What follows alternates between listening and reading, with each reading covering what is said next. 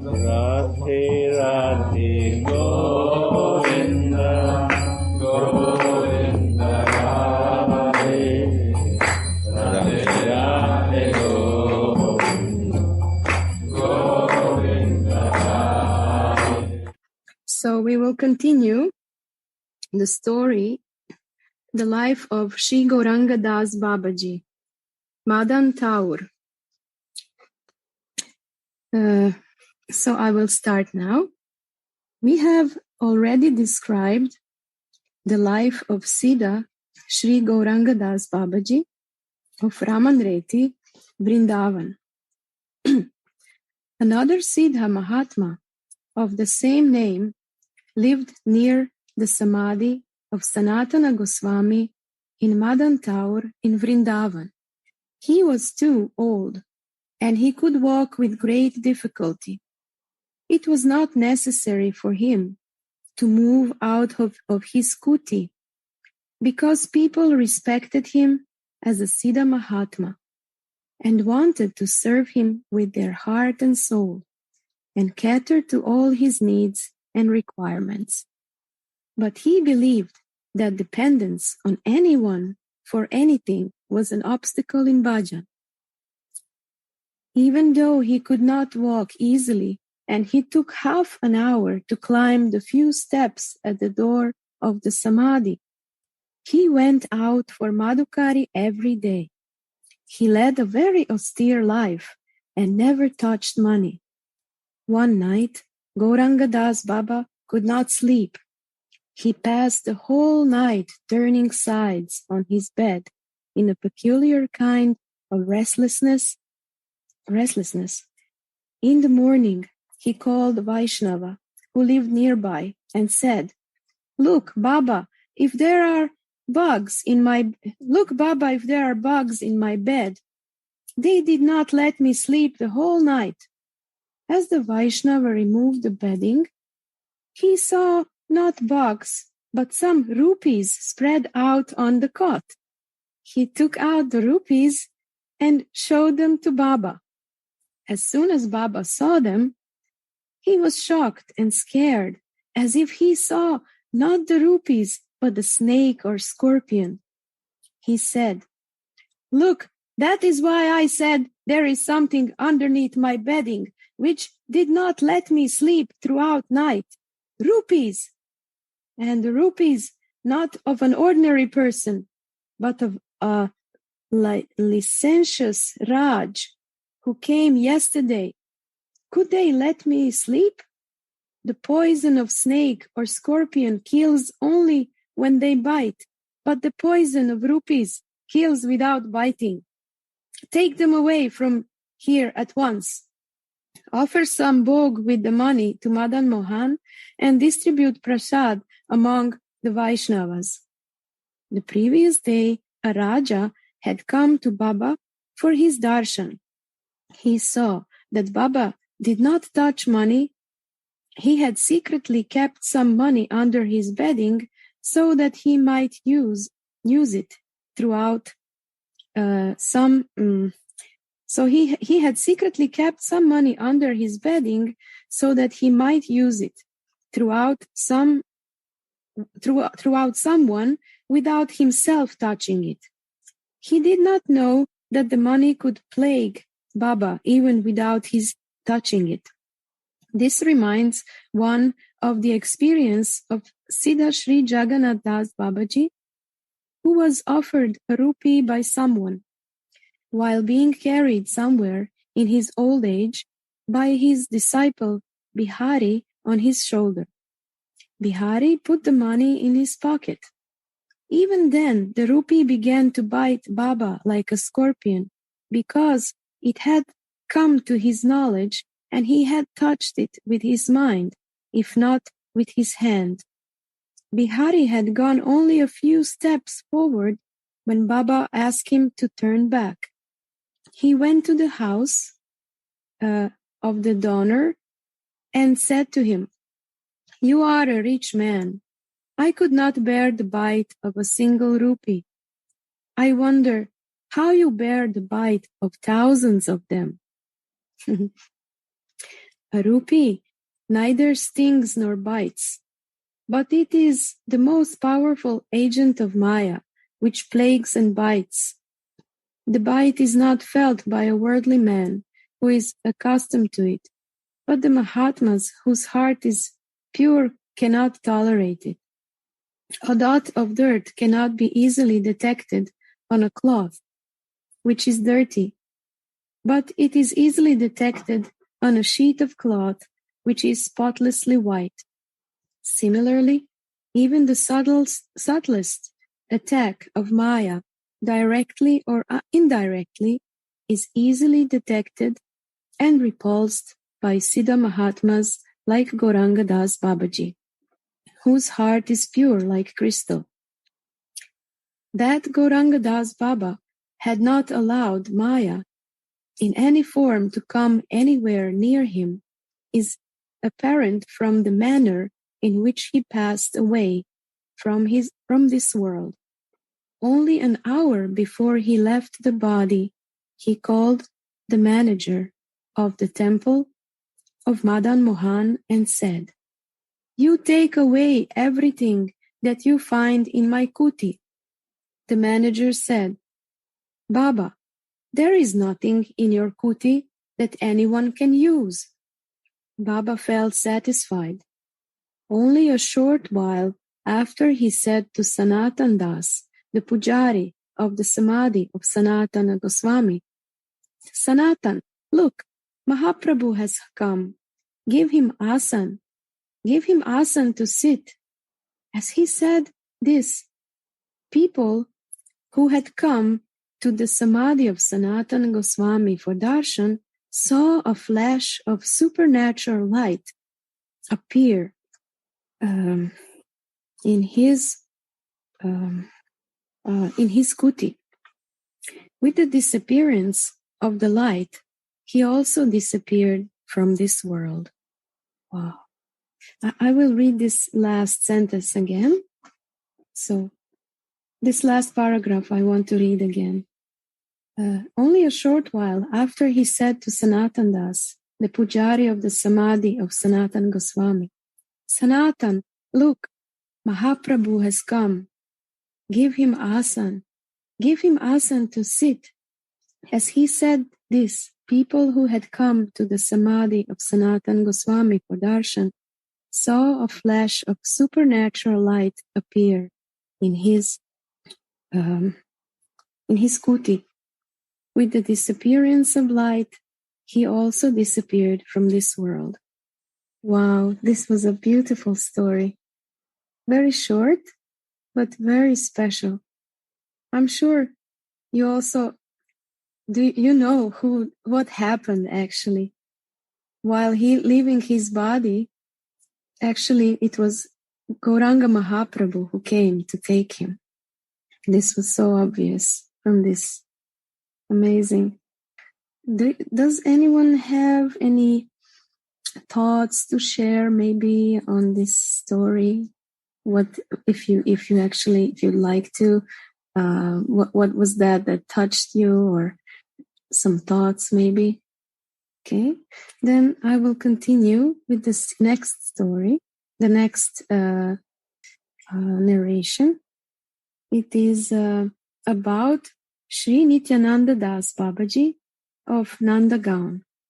Nityananda Das Babaji was born about the year 1890 as the son of the Raj of Dharakot in Orissa. It was settled at the time of his birth that he would be adopted by the Raj of Parikred and govern the state after him. But he was born with strong samskaras of bhakti. According to a design of the Lord, he was to be the Raj not of Parikred, but of the hearts of thousands of people as their spiritual master and preceptor. Even before the adoption ceremony could take place, he sneaked out of home. He first went to Alalnath beyond Jagannath Puri. There he had the darshan of the 8 feet long Shila slab of stone on which Sri Chaitanya Mahaprabhu had once prostrated while making obeisance to the deity Alalnath and left on it the sign of every part of his body that touched it. Probably some of you have seen, this is a big slab of stone that has melted underneath Mahaprabhu. It has marks of Mahaprabhu's body on it in a temple. As Nityananda made obeisance to the Shila, his heart was overfilled with prema, and he became unconscious. From Alalnath, he went to Puri, and from Puri to Navadvip and Vrindavan. In Vrindavan, he took mantra diksha from Sri Madhusudan Goswami, a Goswami in the disciplic succession of Gadadhar Pandit, one of the closest associates of Sri Chaitanya Mahaprabhu, and Sannyas Diksha from Sri Shyam Charan Babaji, a Babaji in the disciplic succession of Gopal Guru. Thus dressed as a Vaishnava sannyasi, the young Babaji, who would have been the Raj of Parikut, began to roam about in the villages and the forests of Raj, always chanting the name and living on whatever he got in Madhukari. He did not live at one place because he was afraid that his parents might come and take him back. He slept on each night under a different tree.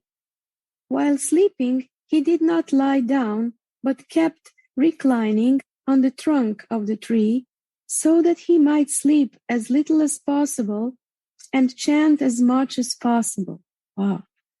Slowly, he conquered sleep to such an extent that he slept only 2 or 3 hours a day. Once he decided to do kirtan continuously for 3 days and nights. In his imagination, he wrote a letter to Nidra Devi, the goddess of sleep, praying not to come near him during this period, and kept the letter under the feet of the Lord, thus making Nidra Devi herself sleep comfortably under the lotus feet of the Lord for 3 days. He did kirtan for 3 days and nights without a wink of sleep. He did not himself go for Madhukari during this period. Another Babaji brought Madhukari for him and did kirtan in his place for as long as he took in going for the call of nature, bathing and eating. So this other Babaji was helping him, replacing him in his kirtan for a short time. Nityananda Baba moved from place to place for a number of years. Then he settled in Nandagaon. He began to live in the Kadambkandi of Nandagaon. This Kadambkandi is placed covered by a cluster of Kadamba trees. There he once performed the Purashcharan of Mahamantra. After Purashcharana, he became Siddha, and his fame as a Siddha Mahatma spread far and wide. In the Kumbh Mela of Vrindavan, he was elected as the Mahant. Mahant means the head of the 4 Vaishnava Sampradayas. He also soon had a large number of disciples. The empire of which the Lord had desired him to be the Raj began to come into shape. How much the Lord was himself instrumental in building that empire for him is evident from the following example. A young boy who had renounced the world was standing before Lord Jagannath in the temple of Jagannath in Puri and saying, "Prabhu, I have renounced the world in order that I may attain your lotus feet by doing bhajan under the guidance of a guru. But the guru can be attained only by your mercy. I have heard stories of your causeless mercy upon the helpless and unworthy jivas like me. Would you not have mercy on me?" He was praying like this and weeping. At that time, the figures of Balaram and Subhadra standing on his either side disappeared from his view. He saw only the big round face of Jagannath shedding tears from his eyes. Jagannath was weeping because he pined for his company as much as he was longing for him. But he could not understand this. He thought that he was weeping because he had committed some offense against him. He went to the temple of Bimala Devi, or it says Vimala, actually Bimala. Before her also he wept and prayed in the same manner. He saw one hand of the Shrimurti of Vimala moving. Perhaps by moving her hand she indicated that he had her blessings. But this also he could not understand. He then went to Navadvip in search of the Guru. There, one day, while he was having the darshan of Gauranga Mahaprabhu in the temple of Mahaprabhu and praying to him for the discovery of the Guru, he saw a strange scene. He first saw Mahaprabhu in the figure of Shri Krishna, then Radha, and then of a blue-colored Saki. He was surprised. The whole scene remained to him a mystery. But as he had this darshan, he felt prompted by Mahaprabhu to go to Vrindavan. On reaching Vrindavan, as soon as he got down from the train, he saw Nityananda Das Baba. He had once met Nityananda Das Baba in Puri. Therefore, Baba recognized him. He took him to Nandagram. The boy lived with him and soon recognized him as his guru. He took mantra diksha from him and felt relieved of his anxiety.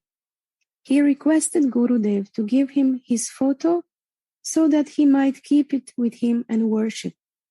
Gurudev sent for Kali Babu, the photographer, who had his studio in Gopinath Bazar in Vrindavan.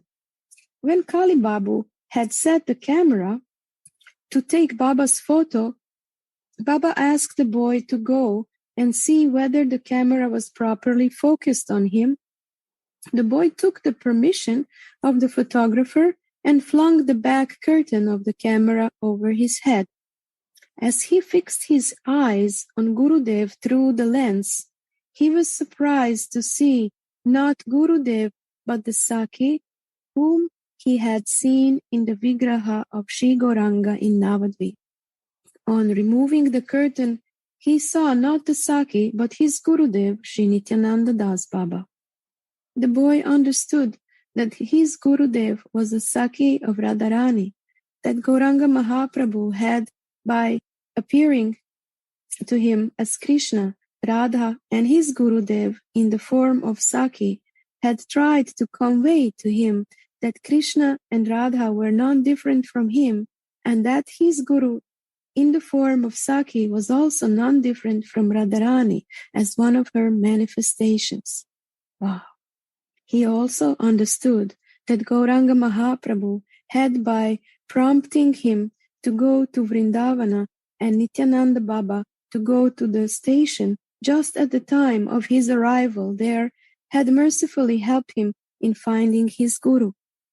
In this way, Shyama Sundar Das, Gopinath Das, Gaur Govind Das, and many others, who later became famous Mahatmas, as well as thousands of householder devotees, were made by the Lord to accept him as their Guru and add to the glory of the spiritual empire of which he became the Raj. Ever since Nityananda Das Baba became Siddha, he tried to conceal himself. But how can one conceal himself if the Lord wants him to be known by everyone and adored? No one knew him in far off Amritsar. There also the Lord made him known through a devotee who served the Sri Vigraha of Radha Shyama Sundar. Shyama Sundar once said to him in a dream, "You take us both to Nityananda Das of Nandagaon, whose loving service we now want to enjoy." The devotee took them to Nityananda Baba and told him all about the dream. Baba recognized Archan, or the service of Shri Vigraha, as one of the important forms of bhakti, but he was himself not interested in it. He was a freelance. He wanted to stay where he liked and go where he liked, living only on Madhukari and doing kirtan, which he regarded as the highest form of bhajan. The service of Shri Vigraha pinned one down to one place and compelled him to beg for all kinds of things required for the service of the deity or demanded by the deity. But since Radha Shyama Sundar had now come of their own, he had to say to the devotees, "Look, I'm incapable of rendering proper service to Radha Shyama Sundar, but since they want me to serve them, you leave them here. I shall do what I can." The devotee felt very much grieved at heart to notice Nityananda Baba's indifferent and somewhat disregardful attitudes towards the divine couple who had chosen to be his guests. Any other guest would have frowned at this and turned back, but Radha Shyama Sundar had not. Radha Shyama Sundar had not come to go back. They were aware that uninvited guests are not only unwelcome, they have sometimes to suffer indignation and admonition of the host. Still, they had come. They were strange guests who enjoyed the indignation and admonition of their devotees even more than their praises. Baba installed the Sri Vigrahas of Radha Shyama Sundar in a kuti near Madhukashodana Kund in Nandagram and deputed his disciples in their service. This kuti became a small ashram of Baba.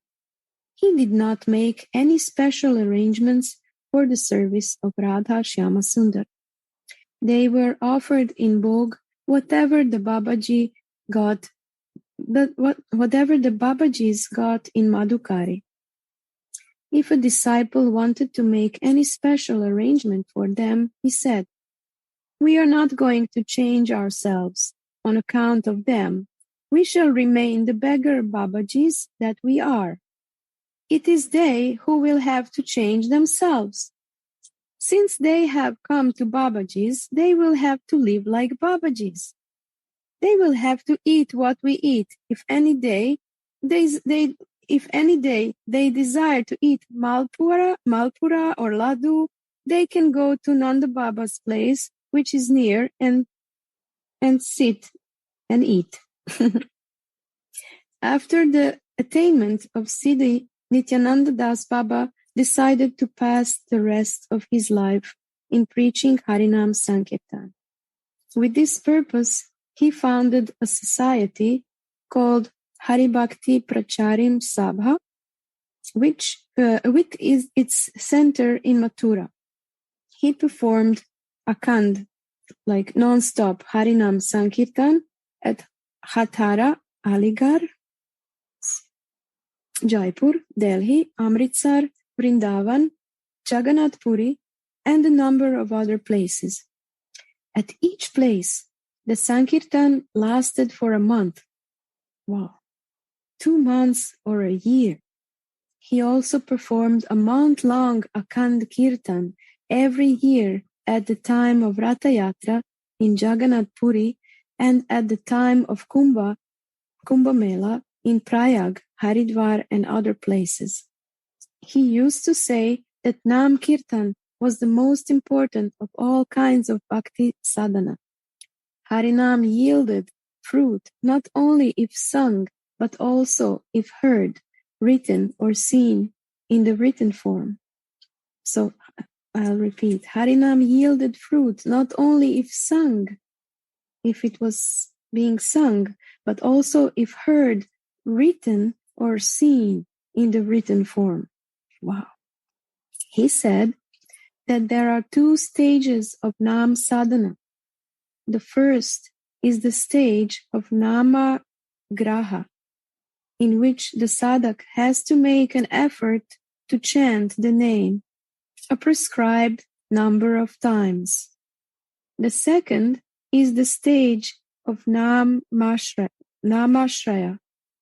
in which the sadhak is completely surrendered to Nam. He can't live without chanting the Nam.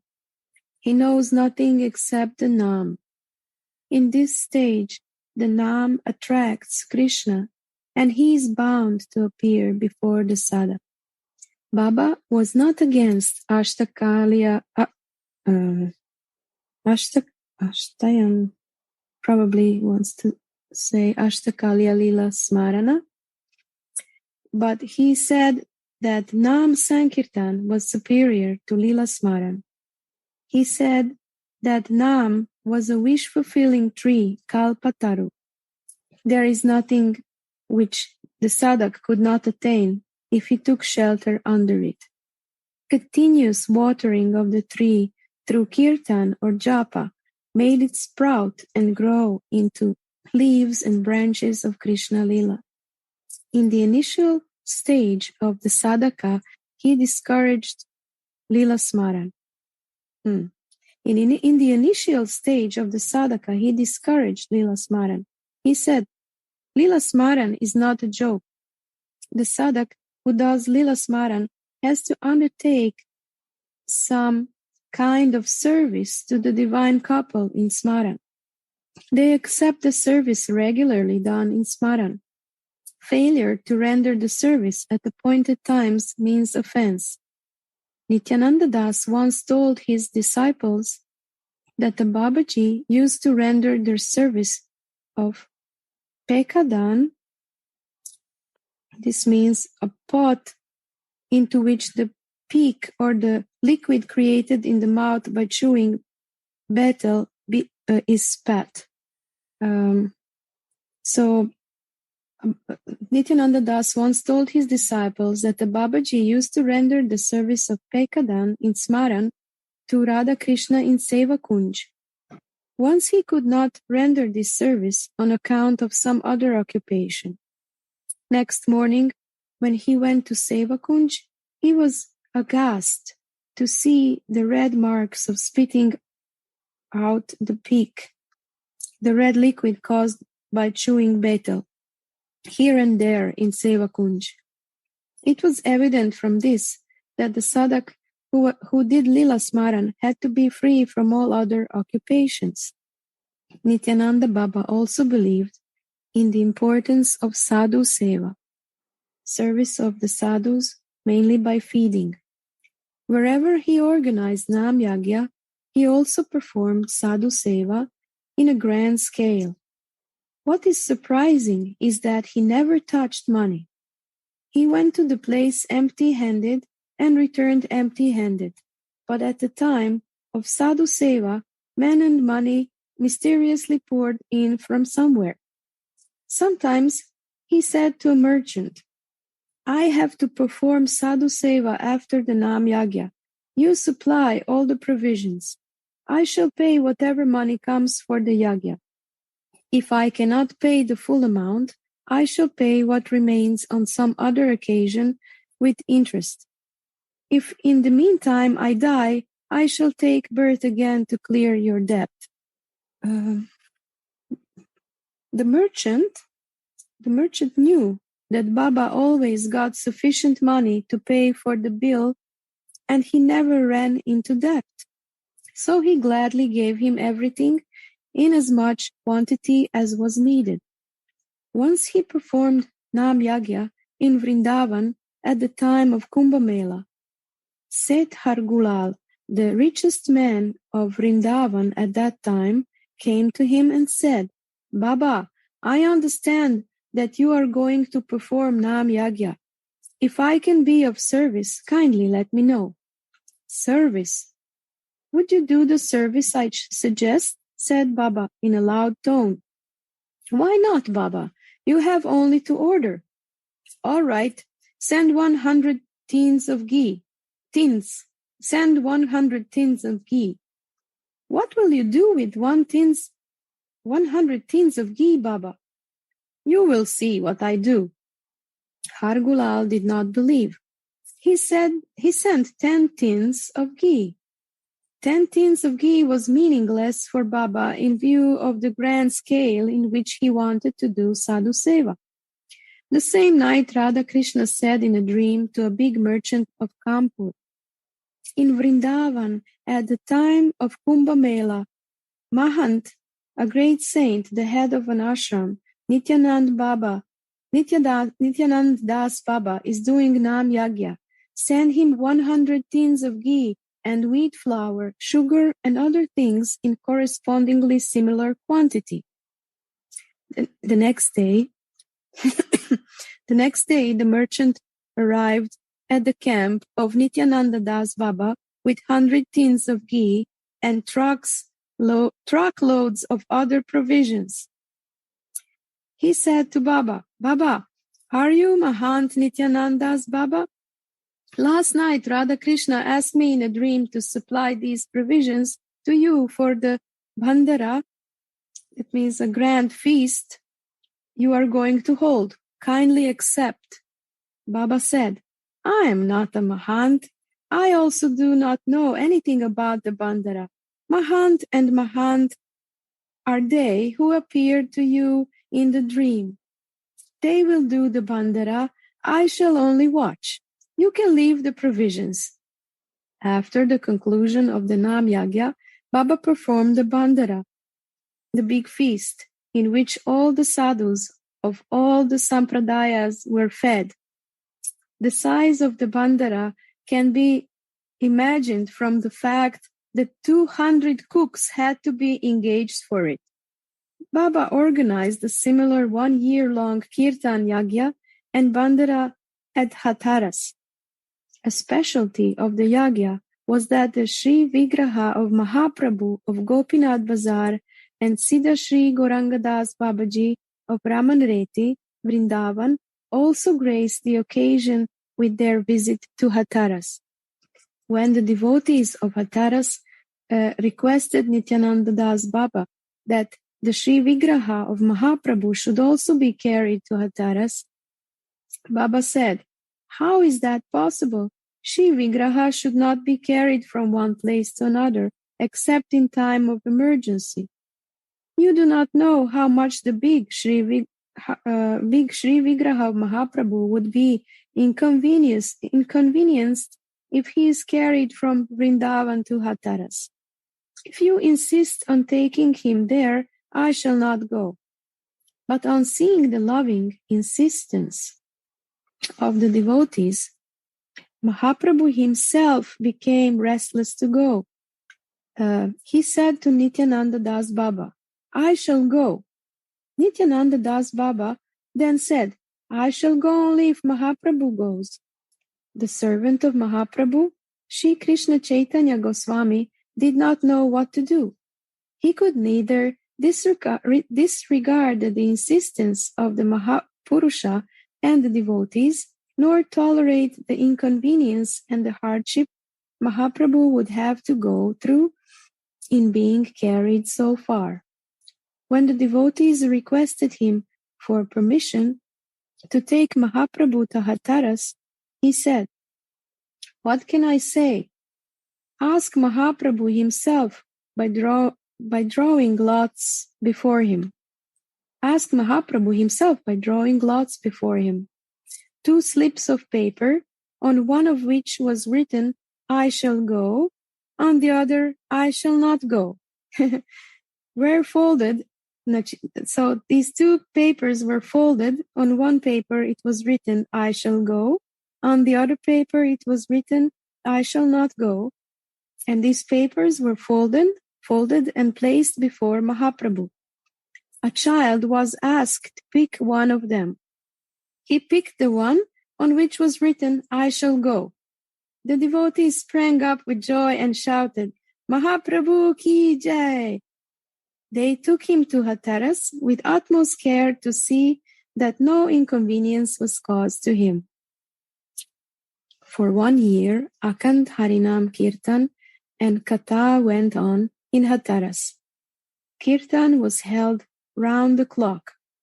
Katha every day in the evening.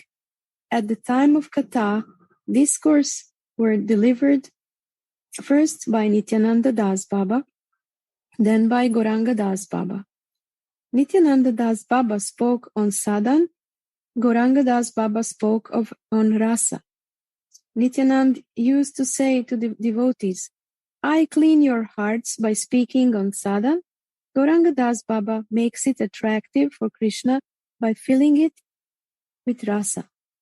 Even today, when the devotees of Hathras think of the Rasa Ganga, which flowed in Hathras during those days, and in which they freely bathed, their eyes are filled with tears, and the hairs of their bodies stand on end.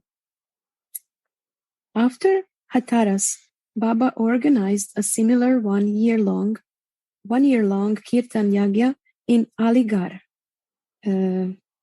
Thousands of men and women participated in the yagya. The women participated during the day, the men at night. In the yagya there was a shortage of ghee. Baba asked each woman to bring 1 spoonful of ghee. So much ghee was collected that not spoons but streams of it were constantly poured into the yagya. After the conclusion of the yagya, sweets were left over in such a huge quantity that a packet of sweets was sent as prasad to the house of each Hindu of Aligarh. Besides, so much money was received in donation that 2 halls were constructed for kirtan and satsang. So just imagine, Nityananda Das Baba could not accept money, but Radha Shyama Sundar and Gauranga Mahaprabhu was helping him so much that he had never had any shortage of anything that he needed for his kirtan and seva. So, in the yagya, the people got an opportunity to have a glimpse of Nityananda Baba's many supernatural powers or siddhis, including his Asan siddhi. He used to be busy throughout the day in Katha and Kirtan. At 6 o'clock in the evening, he took prasad. From 6 o'clock to 8 o'clock, he rested. From 8 o'clock to 4 o'clock in the morning, he remained sitting on the same asan, did Harinam Japa. Baba also preached Harinam Kirtan in Orissa. There he introduced Kirtan Saptaha, or 1 week long Kirtan, like the Bhagavad Saptaha, prevalent in northern India. Baba did not normally use his supernatural powers. Once while Akhand Kirtan was going on in Hathras, a man pitifully requested him to cure his only son, who was about to die on account of an incurable disease.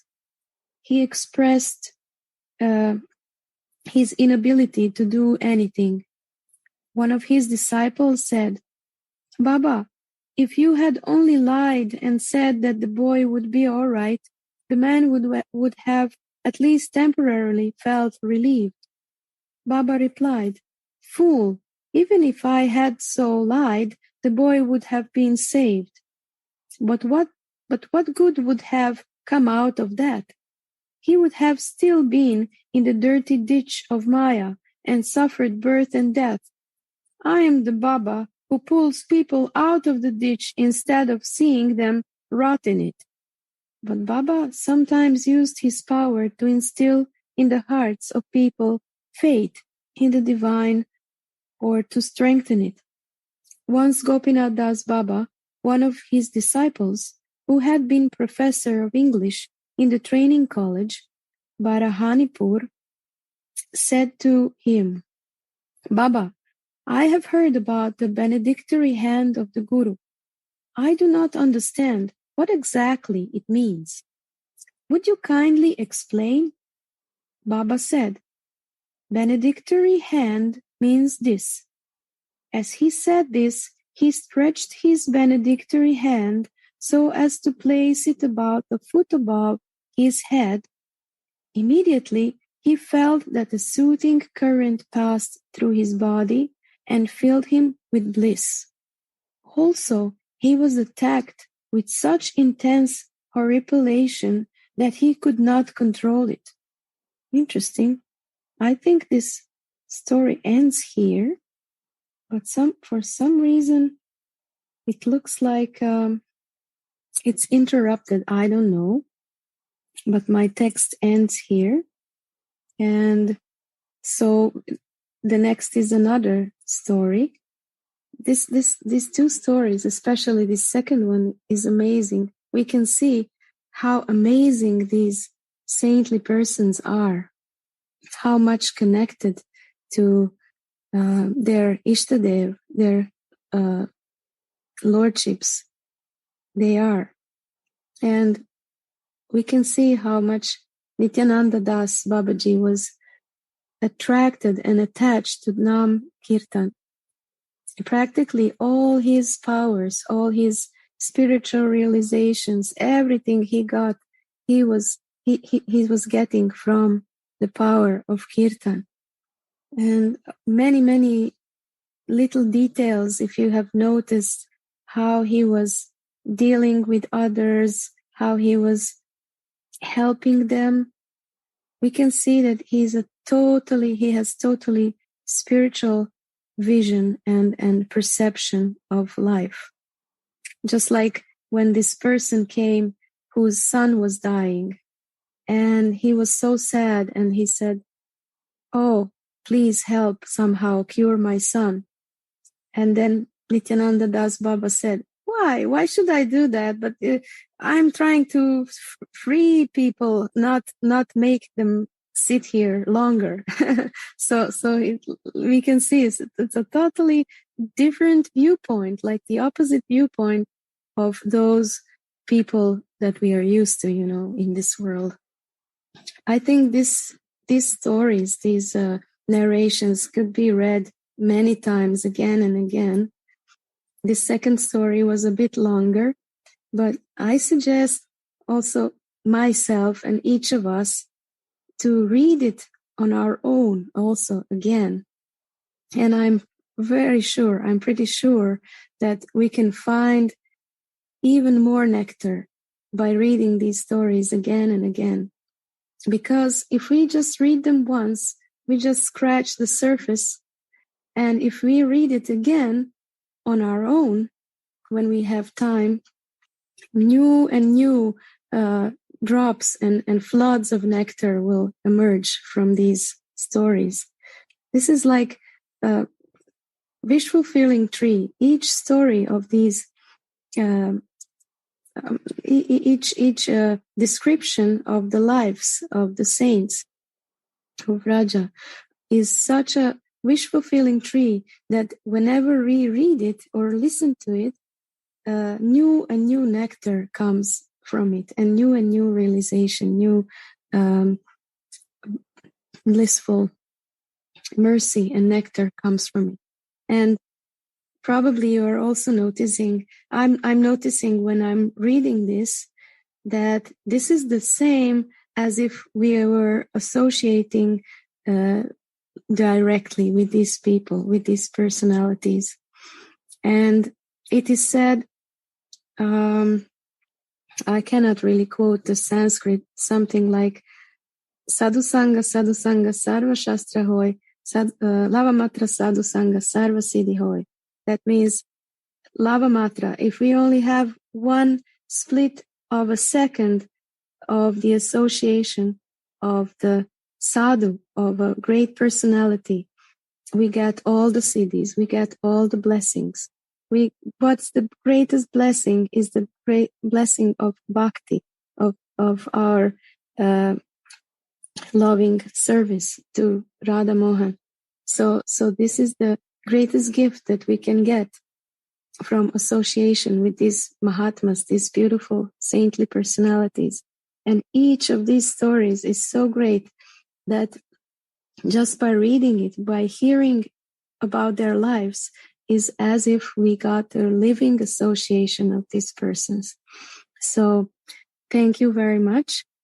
And I'm sure we were all inspired by these stories.